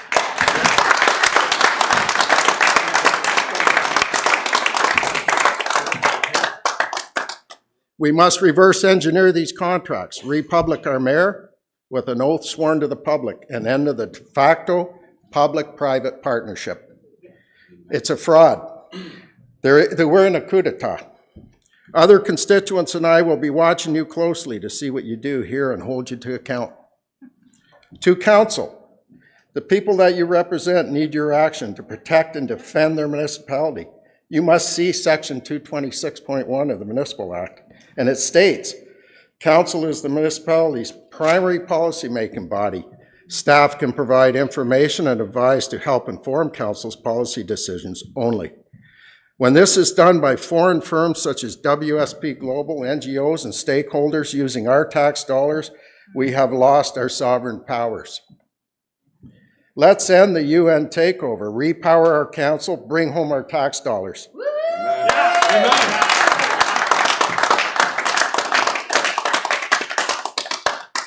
We are entering into a municipal tax crisis right now, a huge debt. This plan is the principal debt driver. Let's stand up to the tyranny.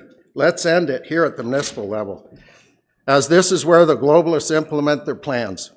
They are the evil elites with empty souls, thriving for power, control of the population, and every last dollar from our 3,700 municipalities across the country. Given the gravity of this situation, myself and another concerned citizen have ordered the last 12 contracts from WSP.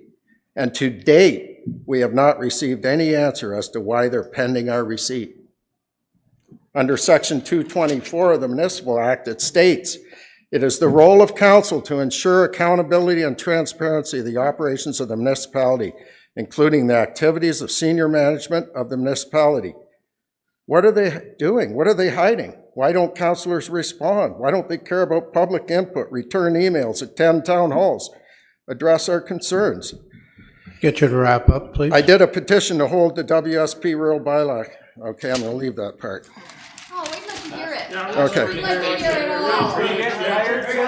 all. I did a petition to hold back the WSP rural zoning bylaw. A group of us got 203 signatures in 5 days. And each one came with a story, and I'm telling you, it wasn't a good one. So if we address the fraudulent electoral process here, achieve a de jure council, we will see this municipality flourish. We are the people, we are the government, and we have the power. People in the city of Kawartha Lakes do care, so let's bring it home.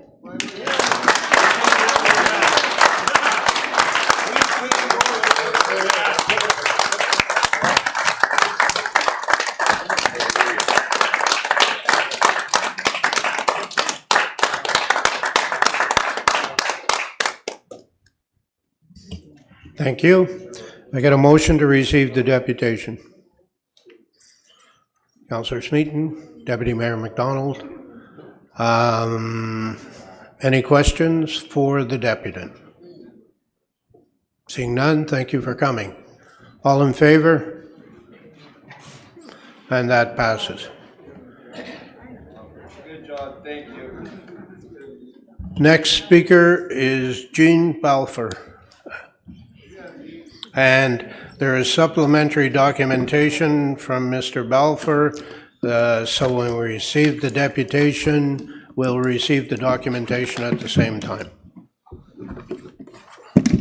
You have 5. Good evening, Mr. Mayor and Council. I feel kind of fortunate to be near the end of this list because I've heard a lot of really good deputations tonight. And I want to make reference to a few of them because what I've made in the way of notes, I think I've learned a fair bit more in just listening to these deputations. So I'll make reference to a few of them.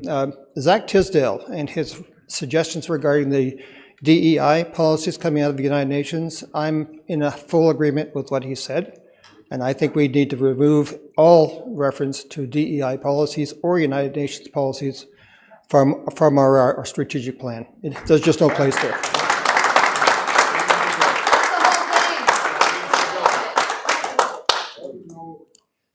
Kirsten Kelly read a declaration that came from an organization called Civis for Reform, which I've been part of as well. And that declaration is a brilliant document. And I would like to recommend to City Council that City Council adopts that declaration as part of your strategic plan and to base your policies on that declaration. We'll provide a copy.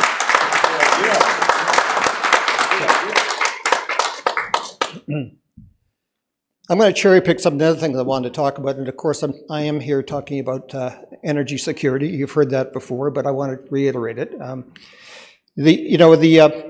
In the document itself, it says one of the objectives is to reduce greenhouse gases and reduce our carbon footprint, and then it says to implement our transition to green municipal fleet. And later on, it makes reference to tracking our carbon footprint. There was a recent survey that was done. Nearly 1,000 people were surveyed. Ontario residents were surveyed. 99% of them prioritized energy security and food security against the 1% that claimed that capturing greenhouse gases was important to the government. You've heard from us, 99% to 1%. We need to remove all references to anything that has to do with greenhouse gases, carbon footprints. And if we do that, and if we don't bother, or if we stop trying to monitor these things, the money that we would save, you would save, could be reinvested into policies that would reinforce our energy security. That's much more important priority, and the food security to go with it.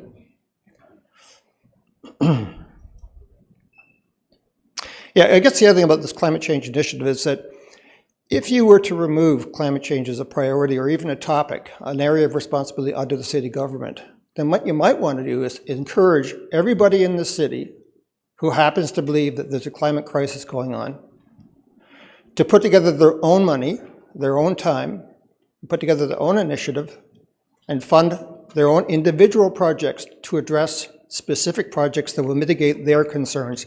The rest of it's not our business. If we don't believe it's a priority, then why are we being taxed and regulated for a priority that does not exist for the rest of us? So there's a suggestion for it. That, by the way, was in my book called What to Do About Climate Change.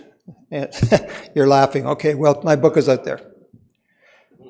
The other thing is that I've been sending emails to all of you, as you know, and I've been trying to provide you with information that I don't think you're seeing. And one of the ones I sent earlier today was an extremely good discussion between Dr. Jordan Peterson and Dr. Scott Tinker, and it's a realistic conversation about energy. It's about 2 hours long, but I would really encourage you and everybody who's watching and listening to this to listen to that conversation. really balanced, very informative from a guy with a PhD in geology. He knows what he's talking about.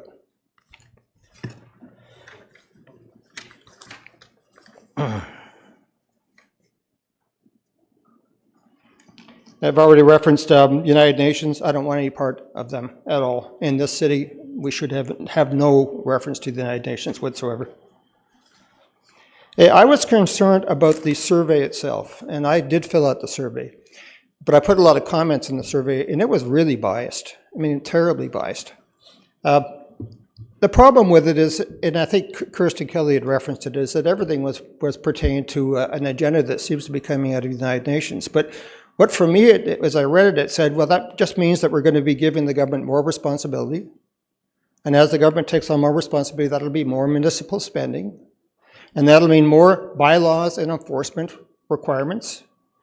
And therefore, it'll be more government growth in the municipal government. And I don't think anybody here has voted for that. I mean, in fact, there's a lot of people in this room that want less government, not more government. And I think that I would like to hear from the people. Are you agree with me? Come on. There you go. So to get rid of the bias, some of the things you might want to add to that next time around is the following. In the choices that you offer, you say, choose 3 out of the 15 or 12 priorities that you've set. One of the options should be none of the above. They do it in all kinds of elections. None of the above. Very simple. Another suggestion, how about putting one that says, I'd like to reduce taxation by 5% every year for the remainder of this term, and do that by eliminating low priority programs and or services to accommodate these tax reductions, like getting rid of greenhouse gases. I get you to wrap up, please. I'm wrapping up. I'd like to see a replacement in your strategic plan to put it, rather than having rural zoning bylaw from this project, this WSP project, that we've already did a deputations on already. There are lots of concerns about the bylaw because they're untested. You put together these 14 different bylaws and throw them under one document by an organization that's third party. We don't know how they did it. And we really don't understand the language that was put into it in the 360 pages of that document. So I'd recommended in previous deputation is let's put together, instead of a bylaw, a best practices compendium that can be used to deal with citizens so that you can respect their property rights and their reasonable choices as property owners in a negotiation settlement with the city, not with a bylaw and a set of rules. So that's another part. Is that it? No, one more. Be quick. I'd like to see in our priority of our strategic plan to establish a staff, accountability, and fast-track policy and process. And what I'm suggesting to a reference to is the deputation heard by the Arnolds a couple of days ago, where after 27 months, after the city gave them bad advice, and they went ahead and bought a land, and on that bad advice, they've been spending 27 months to get a building permit to build that. And somebody in the city who gave that bad advice needs to be accountable for that and pay for it. So that's what I'm suggesting. I'm calling it a staff accountability and fast track policy. And if that person who gave that bad advice has to work overtime without government expense to us, so be it. Thank you. Thank you. I get a motion to receive the deputation and also the supplementary documents that go with it. Councillor Warren, Councillor Richardson. Are there any questions for the deputant? Seeing none? Seeing none? All in favor? And that's passed. Thank you for coming. Thank you. The next speaker is Mr. David Rappaport.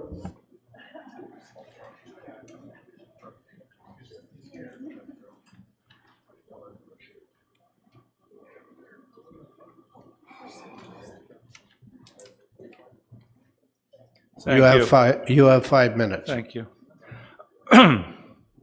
My name is David Rappaport. I'm an adjunct professor of sociology at Trent University. I teach in Peterborough and in Oshawa. I'd like to thank the council and the mayor for this opportunity to speak on your strategic plan. Important matters that the strategic plan actually addresses. There are many aspects of the draft plan to address, clearly, but I will limit my remarks to environmental matters, specifically matters that relate to the climate emergency that we already face and escalating at a very fast pace. None of us can pretend that business as usual works anymore. Many relevant issues are already in the document. The mission statement refers to, quote, a commitment to a sustainable future. The strategic priorities refer to a healthy environment. I am encouraged by the points under the banner, reduce greenhouse gases and our carbon footprint, encourage active transportation, transportation to a green municipal fleet, and prepare, respond, and adapt to a more unpredictable future. And we got a taste of that last year, a big taste. An important point raised specifically in the strategic plan under improved and expand infrastructure is particularly welcome. Explore options to encourage connections to regional public transportation. We are well past the time for a Lindsay connection to the GO network in Southern Ontario. I am tired of waiting for the bus. Many studies have shown that public transit is far greener than using the private car. I am pleased to see reference to the 2018 Healthy Environment Plan. The pandemic made it very difficult to move forward on that in the past few years, but the time is ripe for some serious action. And it does address the changing climate and our commitment to the Paris 2015 guidelines. A Kawartha Lakes commitment to meet the emissions reduction target of 30% below the 2005 levels by 2030. On page 5, we see a list of some of the local dismal outcomes of climate catastrophe. More extreme weather and more frequent and intense rainfall. Let's get moving on the healthy environmental plan. Time is running out. We can no longer pretend the climate is drastically changing and not nearly enough is being done. We saw and experienced massive forest fires across Canada last summer, thousands of them. Yeah, right. I would ask the chair to keep order, please. Please. Go ahead, Mr. Rappaport. Thank If you you. can't be quiet, leave. Warmer weather every year. We're seeing certain parts of the world in the southern rim going over 50 degrees. With new records, melting ice caps, higher sea levels. I can go on, but you get my point. The longer that we wait to seriously lower carbon emissions, then the fewer options that will be available to us and our children in the future. It's narrowing. That would be reckless and irresponsible. Kawartha Lakes can and should and join those jurisdictions that plan for the future in a sustainable way. Or we can join those forces that refuse to acknowledge and deal with the obvious. The same forces that blame and condemn the messengers rather than focus on the one planet that we know and inhabit. Let us work as a team to do our bit, and no jurisdiction is too small to make a difference. In conclusion, I turn to the Council for leadership on this very important and existential matter. We know the problem. It's more than documented. It's being experienced by more people and more geographies every year. Humans have created this crisis, and surely we can undo it. Thank you. Thank you. Can I have a motion to receive the deputation? Deputy Mayor McDonald, Councillor Yo. Are there any questions for the deputy? Seeing none. Thank you for coming. All in favor? And that's passed. Is there anyone in the audience who hasn't spoken who wishes to speak? I got lots. Can I just say something? I'm sorry, but You take Gwen's spot. I just have to say something. Sir, do you think if the oceans are really rising that's really affecting climate change, that all the elites would have This isn't a mansions place- on the ocean? We're Just a not question for having- him. I don't well, know ask where he him- gets his data. Ask him offline. Okay. Do you have You anything said if to we had a say question. about the strategic plan? And I'd love to see his data, because they all have mansions on the ocean. And the Have banks your wouldn't be giving out discussion. loans for these homes. Have your discussion offline.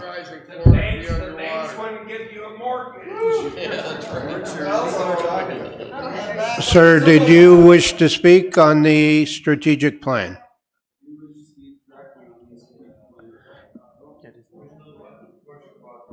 How's that? Good. Right on. I do wish to speak directly upon the Okay. strategic Could we have your name, please? My name is Michael Harvard. I lived in the Kawartha Lakes for just about 10 years now. Okay. You have 5 minutes. Okay, make this short and sweet. I just want to say my hat's off to the people here. A lot of really important, hard to talk about things came off beautifully. My concern is on the exceptional quality of life portion of the plan. Stage 2, improve the health and well-being of residents. I was curious if there is a third-party study as to the biological effects of non-ionizing radiation involved in that plan. To do with your guys' partnership with the EORN over the last 3 years, putting up cell towers everywhere.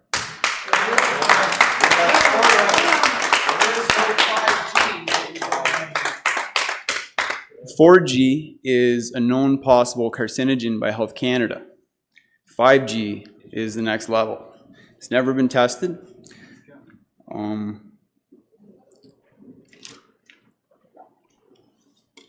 You got it, brother. So Canada's safe regulations on EMFs is actually thermal heating of the skin. It's microwave radiation is what we're dealing with here.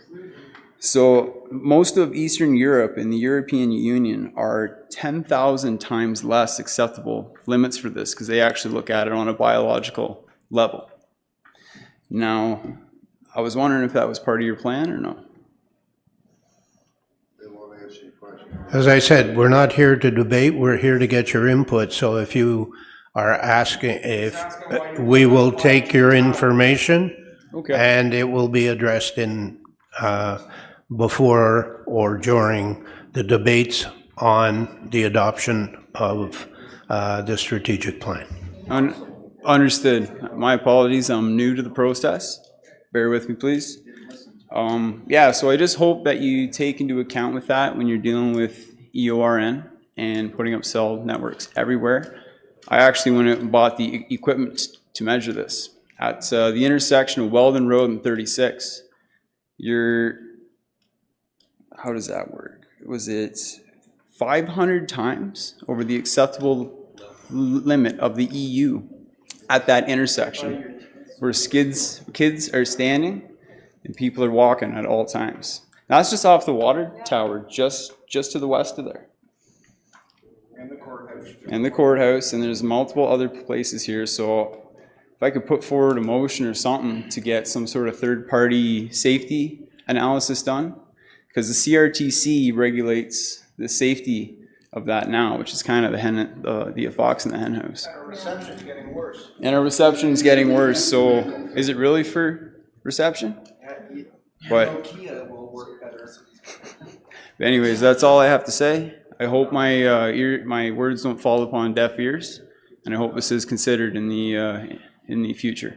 Thank you. Thank you. Thank you. Just stay there for a minute, please. You get a motion to receive the deputation? Councillor Ashmore, Councillor Smeaton. Were there any questions for the deputy? Seeing none, thank you for coming. All in favor? That's passed. Is there anybody else who hasn't spoken tonight who wishes to speak on the agenda item of our strategic plan? Seeing none, we'll move on to item 6 on the agenda, which is the correspondence regarding the draft strategic plan for the city. We received 2 pieces of correspondence, one from Glenda Morris. The correspondence provided recommendations on public input, a commitment to action plans with measurable outcomes, and a request for a commitment to the strategic priorities in the plan. Can I have a motion to receive that? Councillor Smeaton, Councillor Warren, all in favor? And that's passed. We also received a recommendation from the Environmental Advisory Committee. The correspondence provided the recommended changes for the draft strategic plan from the committee. Can I have a motion to receive that correspondence? Deputy Mayor McDonald, Councillor Warren, all in favor? It's a receive, folks. All in favor? Thank you. And that's passed. Item 7 is a confirming bylaw. I have a motion that a bylaw to confirm the proceedings of the special council meeting of February 15th, 2024. I have a mover and seconder. Councillor Smeaton, Councillor Perry. All in favor? That's passed.